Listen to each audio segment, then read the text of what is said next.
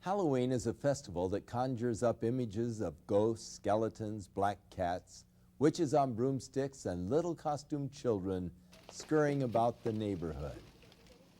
Trick or treat! Oh my goodness! Hi there. And who are you? Vampire. Dracula's wife. While there are some people who may be concerned about the origins of Halloween and its focus on blood, death, horror, and the occult, to millions of youngsters across the nation, it has been adopted as a time to pursue scary fun.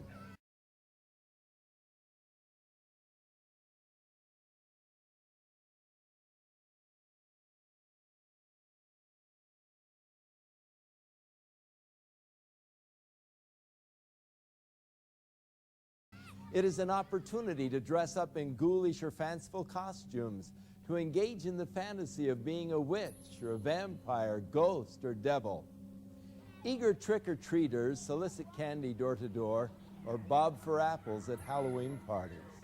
Others brave haunted houses and horror movie marathons, while the more daring visit cemeteries at midnight, play with Ouija boards, and hold seances in an effort to contact spirits of the dead. One of the biggest promoters of Halloween is the public school system. School-sponsored Halloween-themed activities often include dances, costume contests, carnivals, and arts and crafts projects. Education officials admit that more effort is usually put into the celebration of Halloween than any other day, including Christmas and Easter.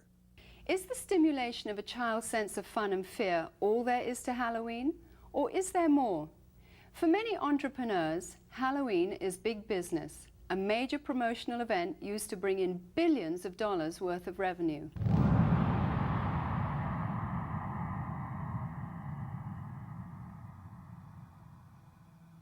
In addition to the usual costumes of cartoon characters for children, a growing number of outlets are featuring more macabre and sinister creations for purchase. This one well-known department store chain will sell more than $500 million worth of Halloween paraphernalia this year.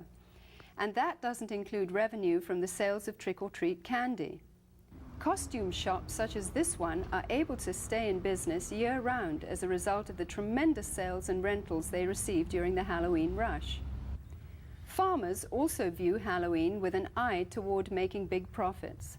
Pumpkins are a traditional Halloween accessory used by households nationwide as jack-o'-lantern decorations. This one Southern California field of only 164 acres will yield nearly $250,000 to its owner.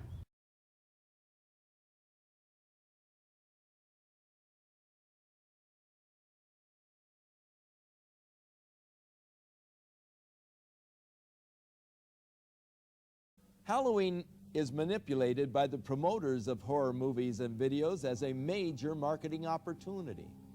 While horror films used to be synonymous with B-movies and considered the conventional low-budget industry standby, today they account for nearly 20% of all of the revenue received by feature film producers and distributors.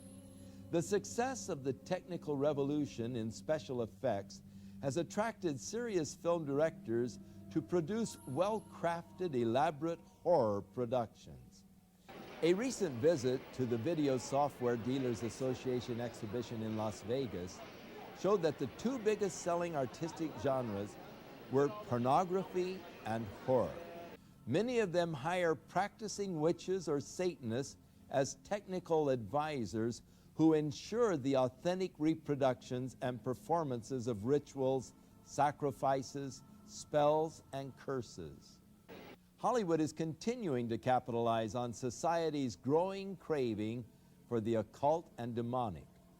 The irony is that while these producers label such films as fun and make-believe, people are so hyper during the day, they need to come home and watch something that's totally unreal so they can release themselves from all the pressures.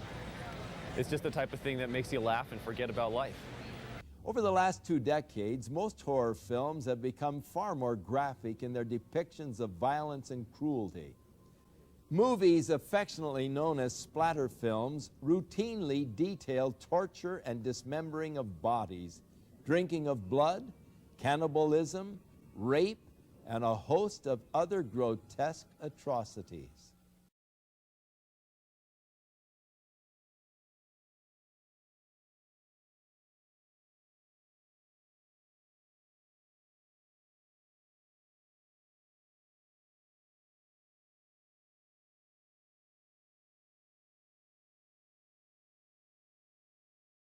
Well, we think it's pretty fun. A lot of people just like it because it's fun, it's wacko, it's not real, and so it's just the type of thing that people like to watch because you don't have to think reality when you watch it. When it comes to gore or splatter or any other particular genres, the justification lies in our Constitution. I don't feel anybody has the right to tell me what I can or cannot watch. Most of these films receive R ratings, which mean that children under 17 cannot view the film or rent the video without the accompaniment of an adult. Yet this precaution is seldom enforced, for 15 is the average age of those who see these films. While many producers claim that these gruesome spectaculars are merely fun and not dangerous to the psyche of our youth, many of the scenarios from the horror films are duplicated in copycat crimes which make for sensational headlines.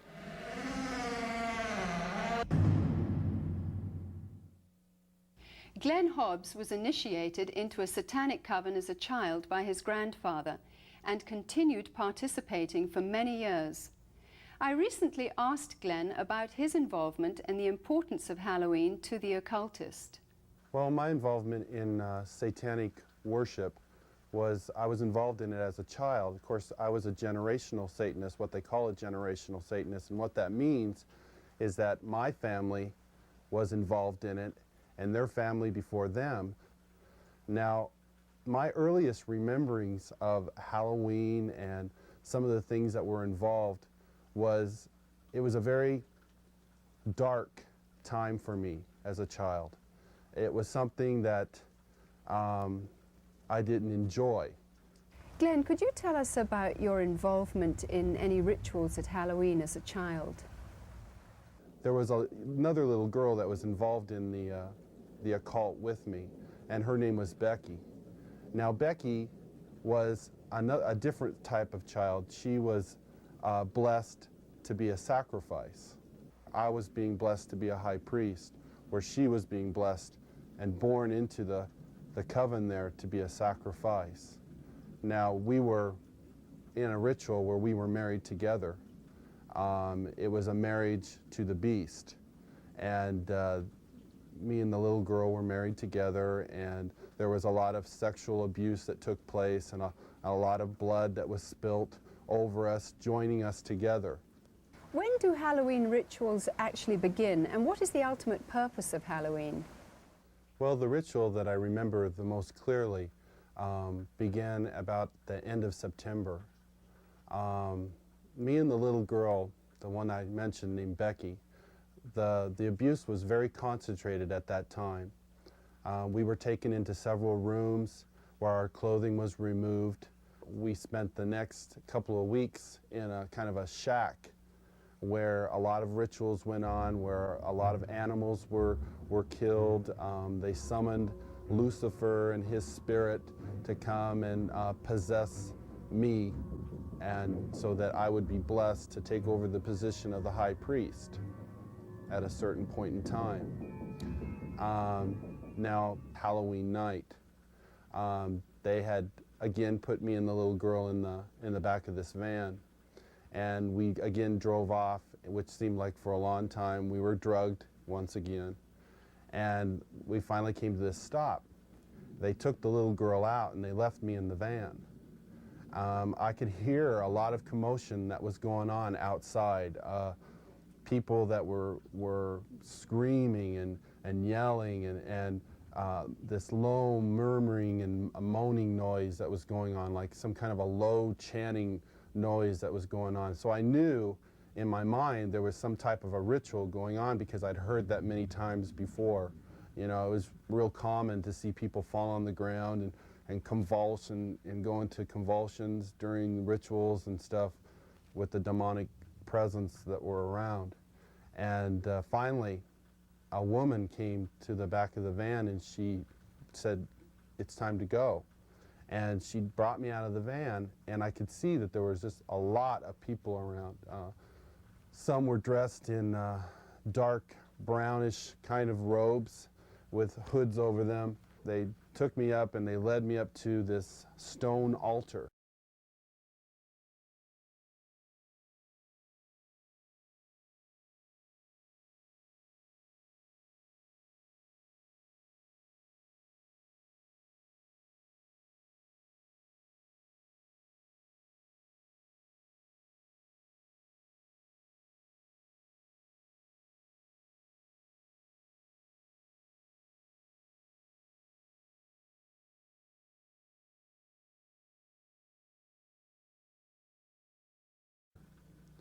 And I remember I saw the little girl, and she was on the altar. Now, at first, you know, I just wondered what was going on, because you never knew. I mean, they used the altar for a lot of different things. They could have just been sacrificing an animal over, could have been a sexual abuse from the high priest onto her. You know, it was a hard thing to know for sure. Well, they ushered me up to the altar, and I could see that they had bound her feet. They had her feet spread apart, her legs, and they had bound them to the ends of the altar, and they had taken her arms, which were laying out this way, and roped them to the altar, which had little kind of like hooks, which they could bind the ropes around.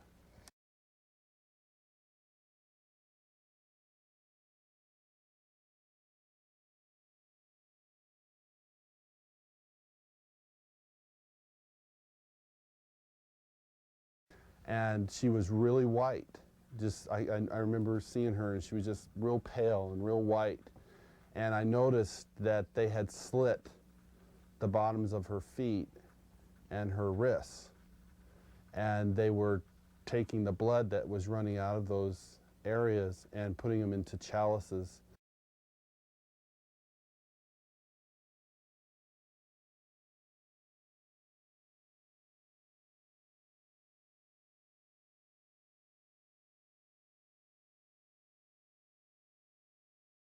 And passing those cups around to different people who were partaking of her blood. Then the high priest, he took the athame, or the ritual knife, and he picked it up and he put my hand on it, and then he forced it into her chest. So when I think back on Halloween, you know, over that period of time that happened, you know, that was the climax event, Halloween night, where they killed that innocent little girl. And this is something that's happening every Halloween. That's not just an isolated event. I mean, there are children all over the world who are losing their lives during Halloween night, and yet we, as a society, we go out and celebrate it, and we go door to door and we ask for candy, and it's a big celebration to us. And I think it's quite ironic how one group of people are thinking it's fun and another group of people are taking human life, and yet they don't, you know, there seems to be this wall and nobody wants to face the facts of what's really going on. Today, reports from all over the world show a growing concern over the mushrooming attraction towards the occult. Heinous crimes connected with the occult, according to police, are reaching epidemic proportions. Halloween is the time when community service organizations warn that children and animals are most likely to be abducted. Glenn, you've now been a Christian for some time. What is your reaction when you see Halloween celebrated by people? Whenever Halloween time starts coming around, about the 1st of October, you go into the stores, you see the costumes, you see the mother with her little girl putting the witch's hat on her, and the little boy getting excited about getting the devil mask, and you see the candy, you see the Halloween pumpkins, you see people decorating their houses with skeletons and all these symbols of death. You know, it only serves to bring back horrifying memories to me. Memories of death, memories of children being so abused, so ripped of everything, their character, all in the name of Satan. If a person could really stop the next time they go into that store and realize that there are children who are going to lose their life because people are taking this a step further. There are people out there who don't just celebrate Halloween with trick-or-treat candy. This is a religious holiday to them. This is something that is holy and sacred, and they are taking innocent human life. I can't say, go ahead and have Halloween fun. It doesn't matter if you're participating in Halloween, even if you're not a Satanist, if it's just for fun. No, because these Satanists are using this as a smokescreen. Glenn, you said that Halloween is a religion of Satan. What do you think when you see churches and Christians celebrating Halloween? It makes me sick.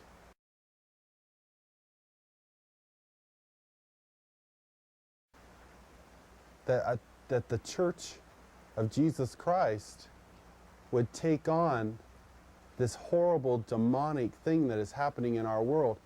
Christians should be the ones who are standing up against this.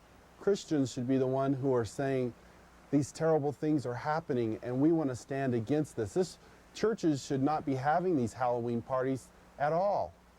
They should be coming together as brothers and sisters in Christ, binding together and coming against these dark forces, praying for these children that God will spare their lives, that somehow God will intervene and save these children. Whether the public chooses to believe in the frightening growth of Satanism or not, the fact is that a highly organized network of Satanists are operating in America and Europe today. They seem to be respectable members of society and are integrated into all professions and walks of life. We go now to a special report from noted author Hal Lindsey, who is on location at a site known to be used for satanic rituals.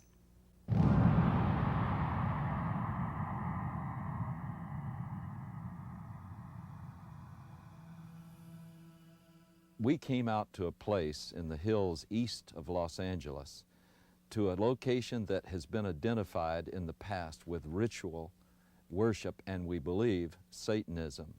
Frequently, this site has been discovered with candles that had been used in ritual, and you can look at some of the artifacts we found here today: upside-down crosses that were put around, bones that are scattered around here, and various satanic symbols, but also something disturbing in the light of what we'll be talking about in the future, and that is the diaper of a very, very small baby.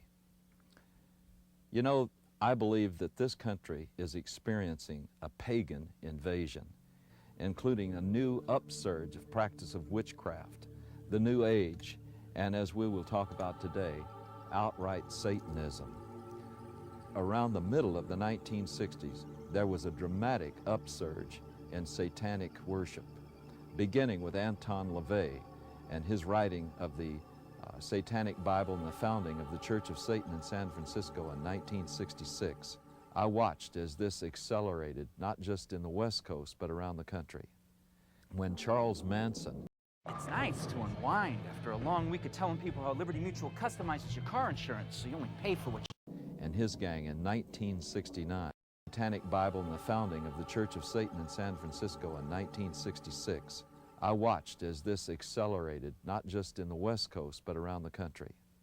When Charles Manson and his gang in 1969 committed the horrible, brutal crime at Sharon Tate's home, this was done in connection with all of the paraphernalia of Satan worship. This started a whole avalanche of satanic crimes. We've seen serial murders. We have watched as one after another has been brought to light. Many murders where satanic symbols have been discovered, the pentagram, 666, and all sorts of things of this nature were done. But more distressing, we have found all over the country reports that there are animals that have been mutilated in a very skillful and specific style that shows that they were ritually offered as sacrifices. There are now confirmed cases where there have been girls that have been used as breeders, and their infant children have been sacrificed to Satan. Halloween seems to be the high holy day for the Satanist and the occultist. Halloween is the time when all across the country, in secret little places, in the dark, there will be little babies sacrificed to Satan. You don't believe it? I know it's hard to believe myself, but there has been such an acceleration of worship of Satan that we believe that these sorts of things are happening, and we have evidence that they are. Satanism exists in this country as it exists elsewhere. It is appallingly evil. It is about murder. It is about child abuse. It's about sexual abuse. It is no joke and must be taken seriously and must be dealt with. If they can ritually abuse children, if they can in any way sexually abuse children, anything to destroy a child's innocence or their trust or their wonder at the world, they will do it. The most tragic stories that I've ever heard are where a child has told people what's been happening, and the adults have said, don't be stupid, that doesn't happen in this country, you're making up stories, you're lying. The problem we're coming across is that the higher officials in these public organizations do not want to acknowledge that this is occurring. We need to lift that veil of misunderstanding and saying, hey, this is a crime to be dealt with. It's the crime of the 90s. It's not going away. Satanists want to recruit. We know that it's been going on for many years. This is not new, but their arrogance and their outwardness about the way they recruit is becoming unbelievable. Sometimes they'll simply suck them in through the local high schools, sex and drug parties. We have an epidemic of young people participating in some strata of Satanism. Now, that doesn't mean that they're all out sacrificing human beings, but they may very well be doing the rituals that involve mutilation of animals. One fire department individual told me all of the woods around our area have these types of rituals going on. It is believed that if you kill an animal, that exerts a tremendous amount of energy that the people there can sort of vampirize on, and so animals would be slain. And this is especially true on the high holidays like Beltane and Samhain, Halloween and May Eve. There's something about sacrifice. If you do it once, you want to do it all the time. Once you've actually passed the barrier of sacrificing an animal, you get this sort of bloodlust where you really want to do it. And I really wanted to do it.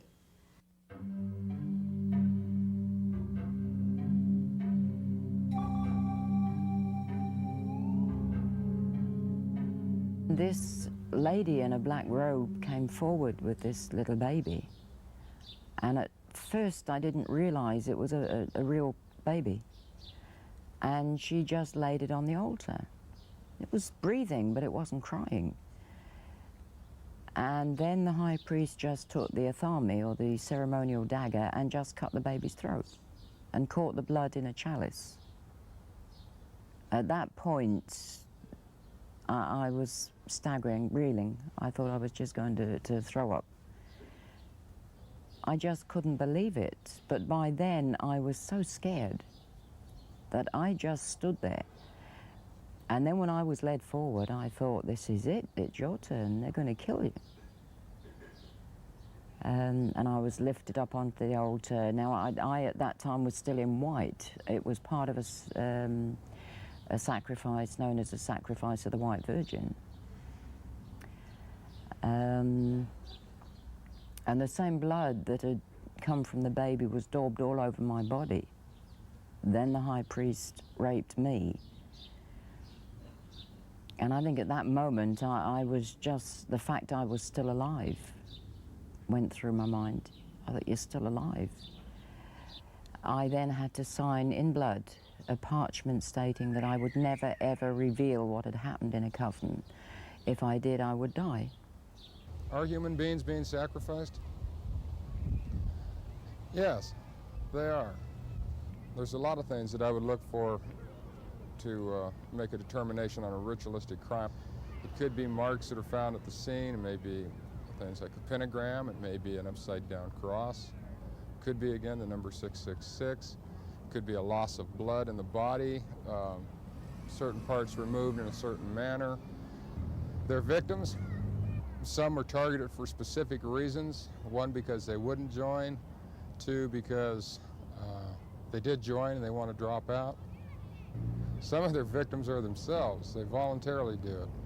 In many satanic groups, a mother will be asked to sacrifice her own child to Satan, and she may even, in fact, be ritually impregnated to do that. She may even specifically have been impregnated, and then when the child is born, they never register the child as being born, and they kill it in a very horrible way, and sometimes the mother herself is actually asked to do it. Some of you may not even believe what you've just seen. You may believe that this is just something that's aberrational and that it just doesn't reach the mainstream of America. But just think about some of the headlines we've had recently. The case in Matamoros, where a group in Mexico were practicing human sacrifice, where they kidnapped and actually sacrificed several innocent young people. And think about the Night Stalker case here in Los Angeles, with Ramirez brazenly flashing the satanic symbol and saying, "Hail Satan," and holding up his palm with a pentagram in it. And yet Ramirez was convicted of some of the most brutal crimes that we've ever seen in this civilized society. One case where he caused the woman to say, "Hail Satan," while he was raping and sodomizing her alongside of her husband, whom he had already murdered. These are things that were done as a result, I believe, of getting involved in Satanism. The real Satanists, the hardcore Satanists, are involved in criminal activity, and for that reason they are going to try and look as normal as possible, the better to be able to deceive you. They're doctors, they're lawyers, they're teachers, they're oftentimes people who are in positions of great influence over small children.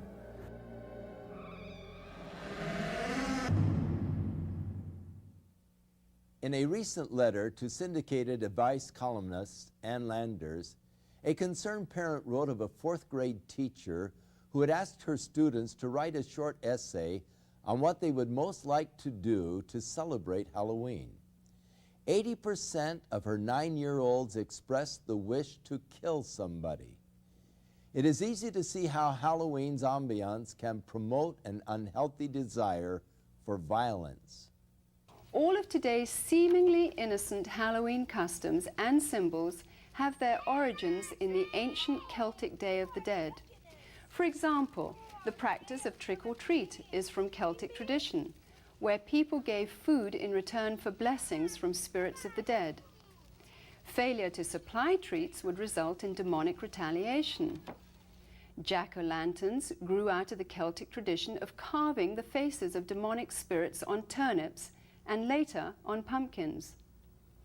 The World Book Encyclopedia says the apparently harmless lighted pumpkin face of the jack-o'-lantern is actually an ancient symbol of a damned soul. Candlelit pumpkins, or skulls, at a home signified that the occupants were sympathetic to Satan and would therefore receive mercy by spirits and trick-or-treaters on their Halloween rounds. Perhaps the most sickening of all Druidic New Year practices were the human sacrifices which occurred at midnight. Adults and children alike would be thrown into huge fires while the celebrants danced around them in demonic fits of abandon. By morning's light, only ashes and bones would remain. These were called bone fires, which is where we get the tradition of bonfires today.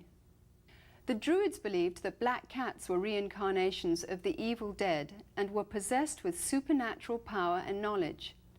Bobbing for apples was part of the Druidic New Year sexual divination ceremony of fertility.